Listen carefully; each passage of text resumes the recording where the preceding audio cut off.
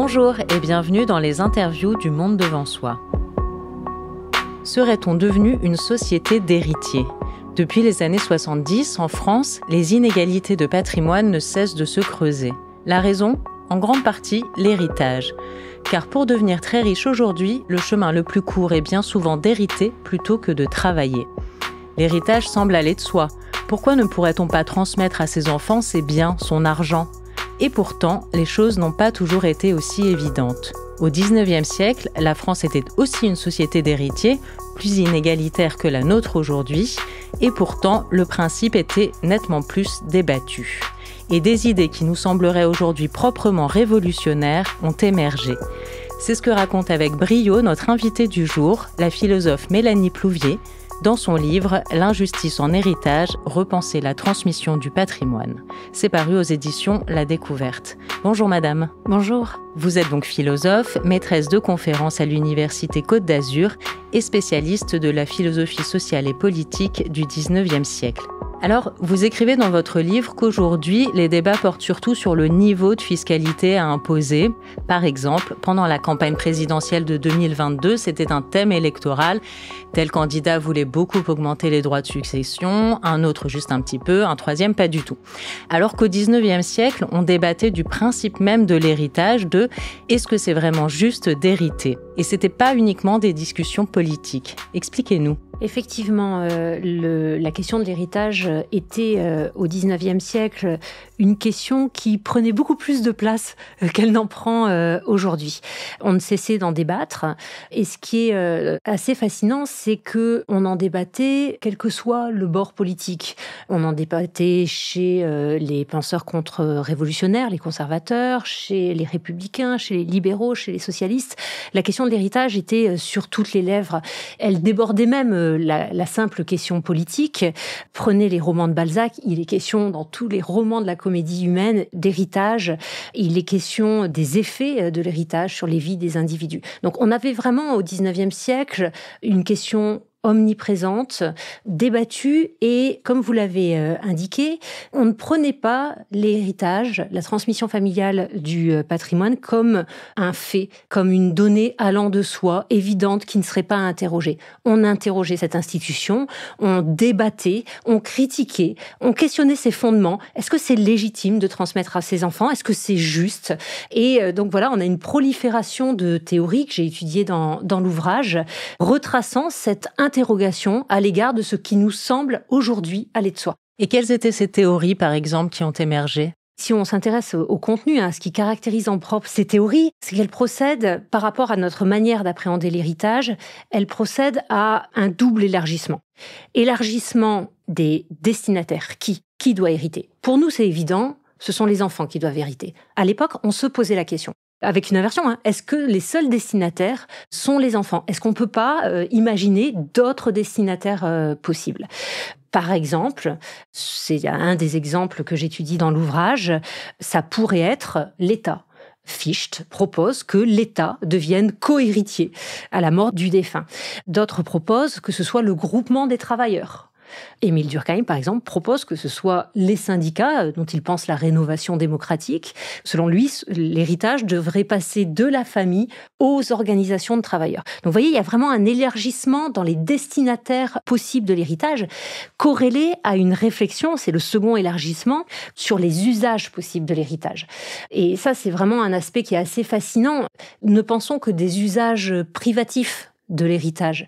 Les penseurs que j'ai étudiés inventent d'autres usages possibles. Par exemple, chez les Saint-Simoniens ou chez Émile Durkheim, l'héritage doit servir à fonder de nouveaux droits, des droits sociaux qui n'existent pas à l'époque.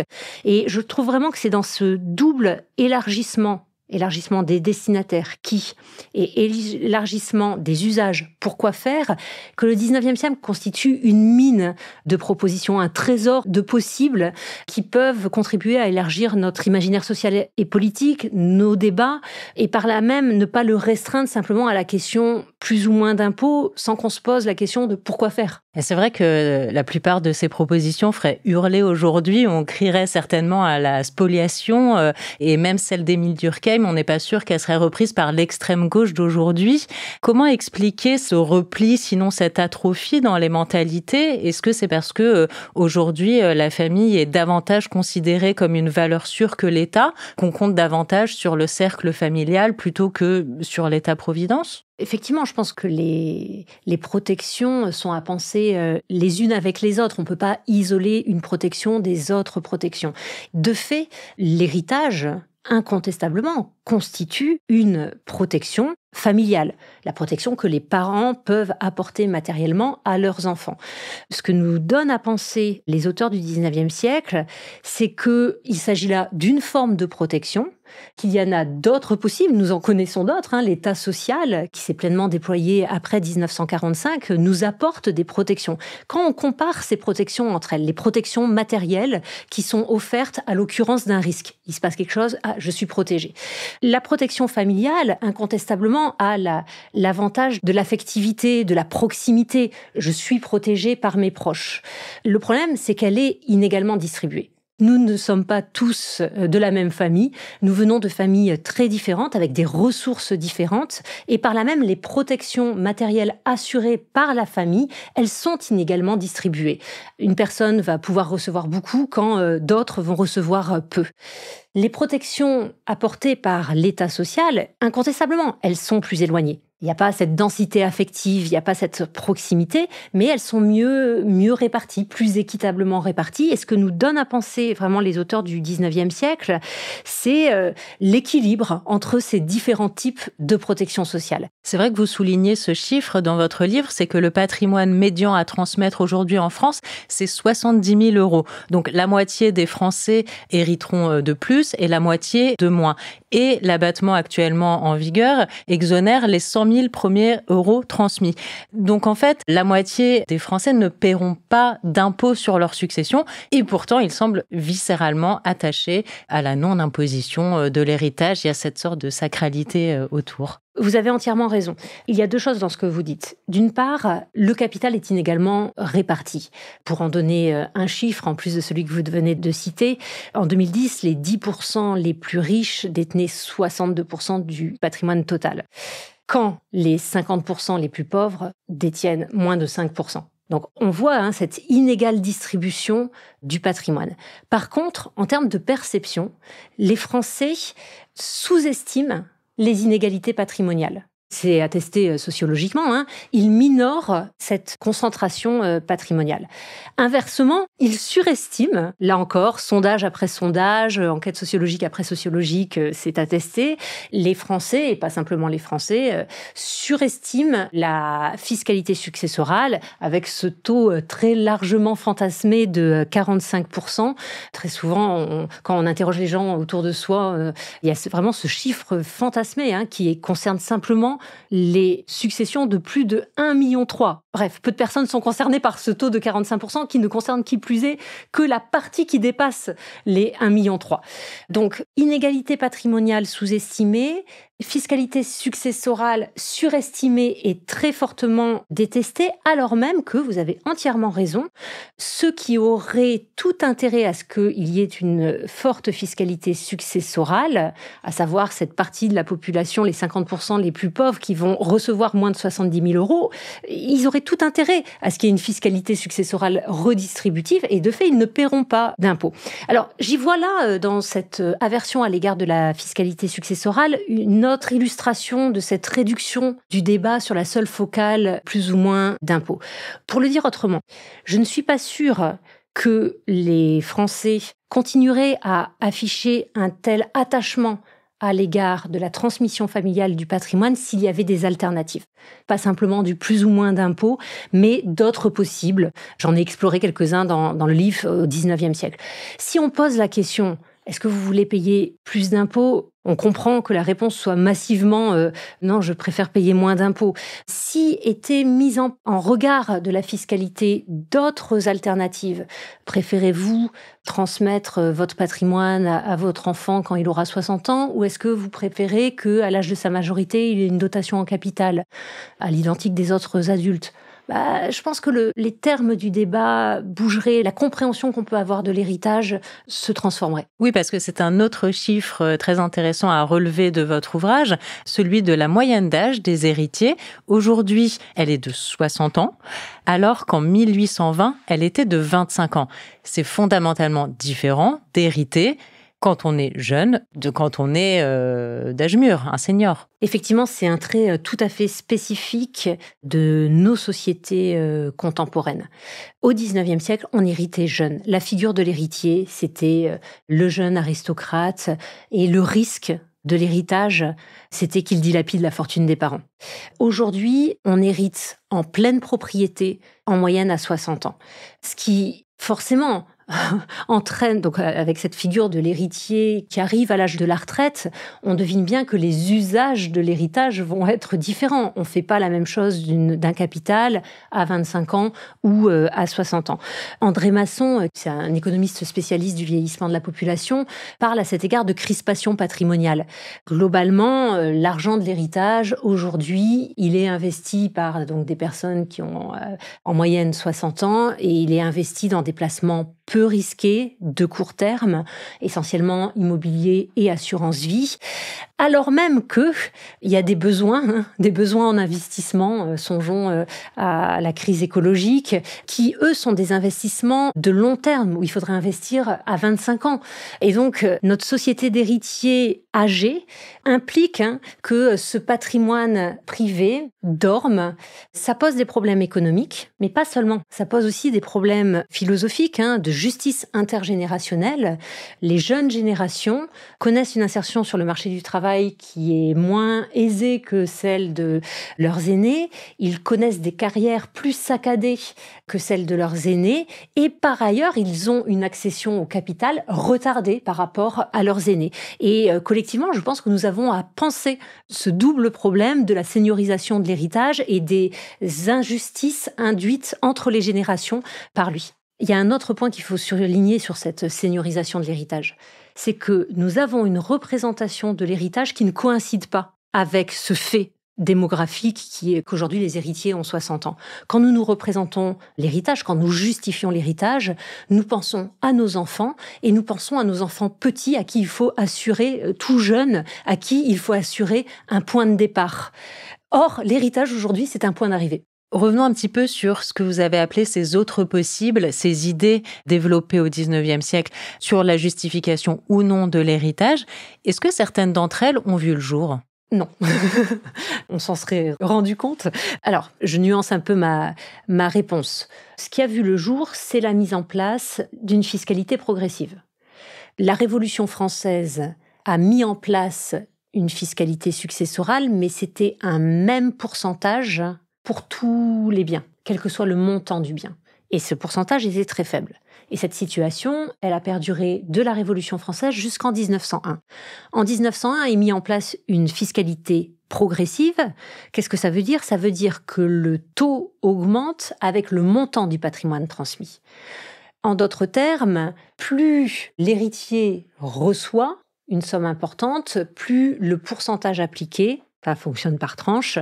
Comme l'impôt sur le revenu. Comme l'impôt sur le revenu. Plutôt que l'impôt sur le revenu, parce que l'impôt sur le revenu, la fiscalité progressive sur le revenu a été mise en place en 1914. En France, le premier impôt à devenir progressif, c'est l'impôt sur les successions. La mise en place de cet impôt sur les successions a modifié la donne, avec en particulier des effets redistributifs. Et si les inégalités patrimoniales ont décru au XXe siècle, c'est précisément parce qu'avait été mise en place cette fiscalité progressive, et même fortement progressive.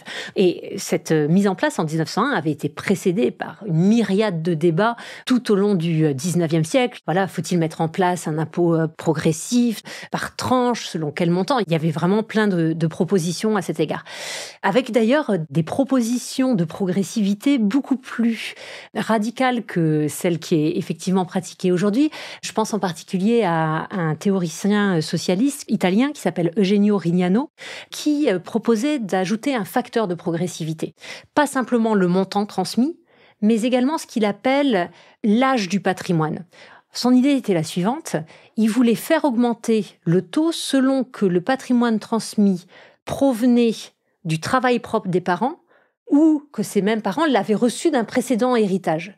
En d'autres termes, son idée était d'imposer beaucoup plus fortement les richesses issues du passé qui avaient été transmises de génération en génération et de taxer plus faiblement les sommes issues du travail propre. On le voit, une proposition comme ça, vous voyez, c'est tout à la fois c'est surprenant, en même temps on se dit c'est quelque chose qui pourrait peut-être être au moins pensé. Et voilà, c'est un exemple de cette richesse théorique du 19e siècle. Après, concernant les autres propositions, elles n'ont pas été mises en place. Certaines de ces propositions refont surface à certains moments. Par exemple, l'idée d'un plafonnement des héritages est revenue sur le devant de la scène à la faveur de la dernière campagne présidentielle. Le candidat du Front de gauche, Jean-Luc Mélenchon, avait proposé donc que les héritages soient plafonnés au-delà de 12 millions. Alors, si on compare au 19e siècle, on ne peut être que surpris par la timidité de ce plafond. Pas sur les mêmes ordres de grandeur. Voilà, 12 millions, c'est extrêmement élevé. Et si je prends par exemple un théoricien libéral, John Stuart Mill, alors c'est un libéral teinté de préoccupations socialistes, mais c'est un libéral. John Stuart Mill proposait identiquement au 19e siècle que les héritages soient plafonnés, mais il mettait le plafond beaucoup plus bas que ne l'a fait Jean-Luc Mélenchon en 2022. Comme quoi, John Stuart Mill, plus radical que Jean-Luc Mélenchon, il fallait y penser.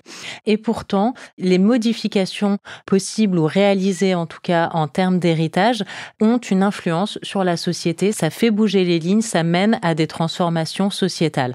Par exemple, quand on met fin à la primogéniture masculine et qu'on commence à inclure les filles parmi les bénéficiaires de l'héritage, comme ça a été le cas au cours de l'histoire, ça façonne une société, Mélanie Plouvier. Exactement. C'est la contribution des révolutionnaires français. Sous l'Ancien Régime, prévalait la règle dite de primogéniture masculine, c'est-à-dire que l'essentiel du patrimoine allait à l'aîné mâle. Les révolutionnaires imposent la règle du partage égal, autant pour les cadets que pour l'aîné, autant pour les sœurs que pour les frères. Et de fait, ils ont imposé par cette règle que désormais les filles rentrent dans les successions. Leur bilan en matière féministe est cependant contrasté parce que ils ont protégé les enfants, ils ont inclus les filles.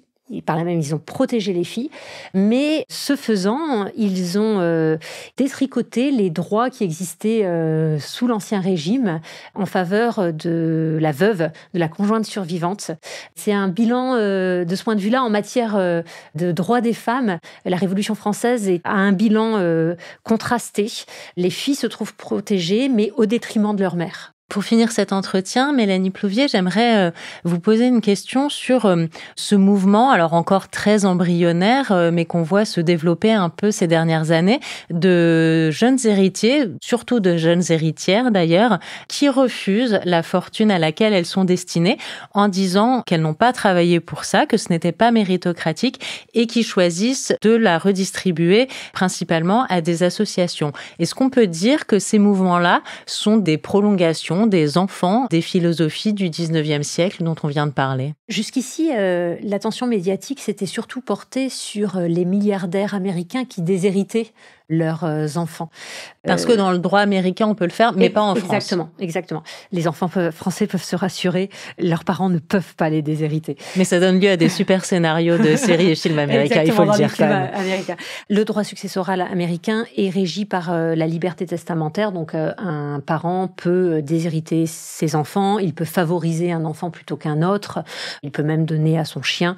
Ça, en France, c'est pas possible parce qu'on a ce qu'on appelle la réserve héréditaire, mise en place par les révolutionnaires français, qui fait que une partie du patrimoine est réservée aux enfants.